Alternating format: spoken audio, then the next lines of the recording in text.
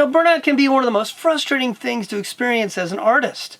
You've been fueled by passion, putting in the hours for months and years, pushing through when it's hard, and then, suddenly, what you loved is now uninspiring or even boring.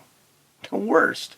You may become sick of the work you created last year, and all the ideas you had for new work start to seem lifeless.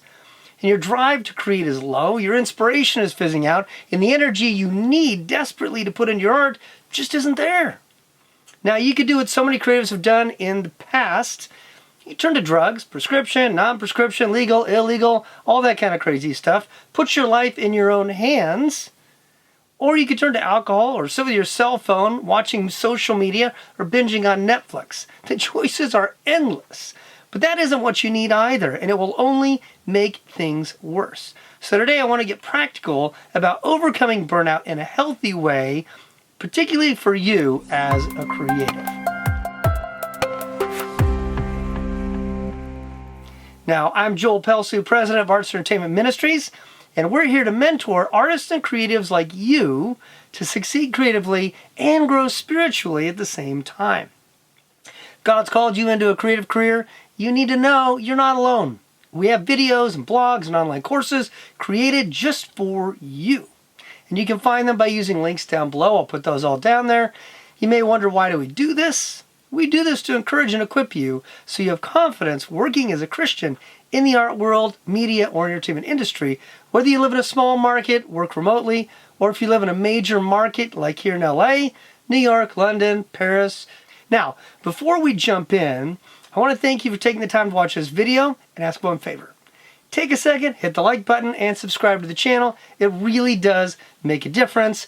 Gets us to more subscribers and more people exposed to this content so we can equip them and encourage them. So you want to overcome burnout as a creative? Let's get practical. There are two core questions you must ask yourself. First, what is driving you? And second, how are you spending your time? Now first, what is driving you? What I mean is this: what is the most important thing in your life? What are you willing to sacrifice everything else for in order to achieve that goal? Is it artistic success? Is it your financial success? Or maybe even something else? Your identity is what this is pointing to, and it's more than your work. It must be, or you will not live a healthy life. Now, intrinsic to this idea of rest in the Bible is this: don't let your work become your identity. If all you do is work, you can lose your broader and more complex, robust identity as a daughter or son, or parent or friend or a neighbor. And if you see yourself as only an actor, a musician in a band, an artist, you will lose sight of your spiritual needs, your relational needs, and the important roles you play in other people's lives. Slowly, without you even noticing, you lose your peace, your joy, your sense of purpose. And it just doesn't work that way. You are so much more than your vocation. And this brings us to the second point. How are you spending your time? Do you have a schedule? Do you stick to it for the most part? Or do you allow your creative work to eclipse everything else in your life? Do you protect time with family or time with your spouse? Those kinds of things. Do you schedule downtime each day? Do you just push through? And then the basic questions you've heard all your life, but they're so important. Are you getting exercise? Are you eating healthy? What about your diet? And are you getting rest? Besides getting sleep every night, one of the most important things our society ignores is the need for a Sabbath. And I mean a whole day. Every week, where you aren't working on your craft. And I know it can sound radical, but in this modern world we live in, we must do this. You see, your body, soul, and mind were not meant to push through at all costs. Those costs pile up, and they wear down your emotional and mental resources. And you need both of those to fuel your creativity. But taking a Sabbath requires a major shift away from most cultural perspectives, and that shift is this: you are important not because you're talented, but because you're made in the image of God. Your identity and your dignity come from that relationship. You see, this takes the pressure off of your creative work and puts it in the right perspective. The benefit of rest. God designed us to be refreshed by sleep at night and by the Sabbath, one day off each week. And the world may not understand why it is this way or think they can evolve past the need for rest, But God's Word makes it clear. Beginning in the creation narrative in Genesis 1, God rested and found pleasure in his accomplishments each day. And he took a Sabbath at the end of the week to enjoy the benefits of his work. You can fight it all you want, but the very nature of your body is such that you will flourish and find greater joy when you take time to rest. The rhythm of a Sabbath in your life increases your creativity, your health, and your peace of mind. So you're not designed to run at breakneck speed all week, battling traffic, being pestered by dozens of phone notifications and emails, trying to keep up with the latest news. It is toxic. Psychological studies demonstrating this truth seem to multiply every year. You can't just keep doing more and more and more and being pestered and overwhelmed and overloaded by all the stimulus in this world. You have to shut it down, compartmentalize it, get margins, and pull away and find rest. It's critical for your mental state of mind, your health, and overcoming burnout. We also need to take time to celebrate. Related to taking a Sabbath, it is also valuable to take time to celebrate what you have accomplished. I think of my friends who are filmmakers. Even if the film isn't a major hit, it was still a massive undertaking that took up months or years of their life. And just as God took time during creation to stop and say, "This is good," there's something healing about stopping to celebrate before we move on to the next project. So you talk about these wrap parties at the end of producing a film. There's something healthy and beautiful about that. It enables us to give closure to it and let go of that project so we can move on to the next one. We can't run through life like a child running up the down escalator and assume exhaustion will never come for us mentally or creatively. Now, personally, I have to remind myself to stop and celebrate my successes and the completion of a job well done. Sometimes it's just you're glad you're done, but it's all too easy to keep moving on to the next project, the next item on my to-do list, and keep striving to be efficient with our time. But the problem, which we all know, is this, that the to-do list is never fully done. It seems to grow as you attack problems. There's always some other project to tackle. You see, the Sabbath is a gift to us in this context, not a burden. We can't wait for all the to-do lists, all those items to get checked off, all the projects to get done, and then we can take a rest. You will never get that rest.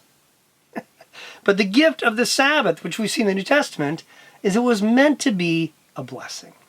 Mark 2:27, Jesus himself tells us, the Sabbath was made for man, not man for the Sabbath.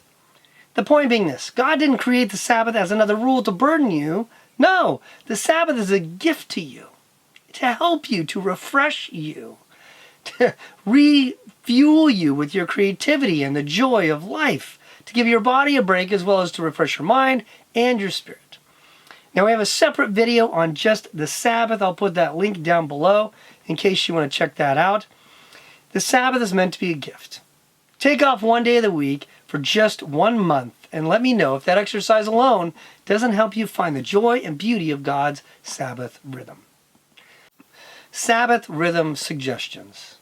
God designed you with a need not only to let go of work and stress, but to find joy in life and to find meaning in His love for you and your place in His grand story. You see, this is what the Sabbath is really about. One day a week you need to rest.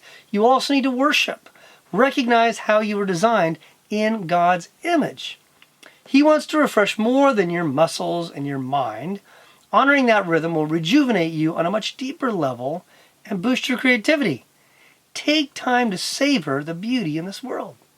From God's creation to inspiring art, creations of great designers, take time to enjoy rich fellowship with other men and women who share your faith and can encourage you in your spiritual walk. The Sabbath is not just a day for rest. It's also a day to enrich your heart and spirit through worship, community, and fellowship. Sometimes working 7 days a week is a seasonal reality, to just be honest with people in the video game industry, visual effects, other parts of post-production and film. And surviving that stress and the long hours is no small challenge. Many men and women just pray their marriage and their relationships will survive what they call crunch time. So what do? If you're stuck in crunch? Well, get rest when you can. Take a mini Sabbath. Protect the little time you have to get rest, to be with your spouse, your children, to rejuvenate. Read your Bible, pray, listen to some worship music, even if it's brief.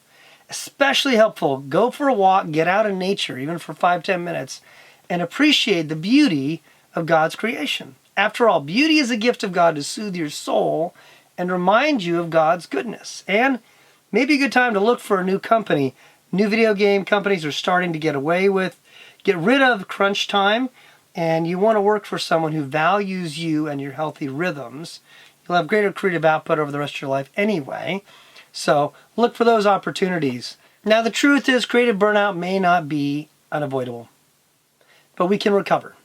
Don't give up. Don't isolate. Don't just push through. Take care of your soul, your heart, and your spiritual life.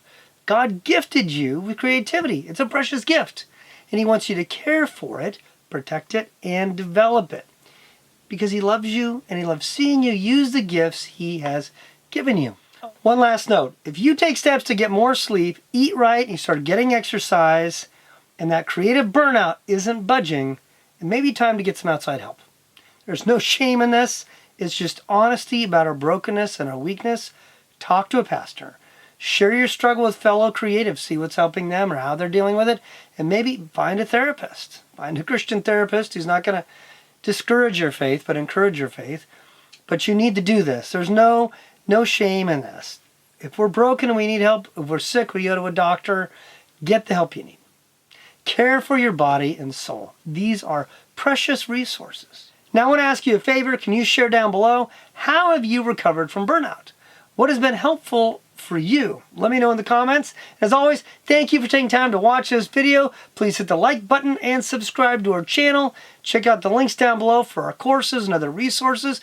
And don't forget, give me your comments about how you've dealt with burnout and what's been helpful for you. I look forward to continuing the dialogue. Have a great day, and God bless.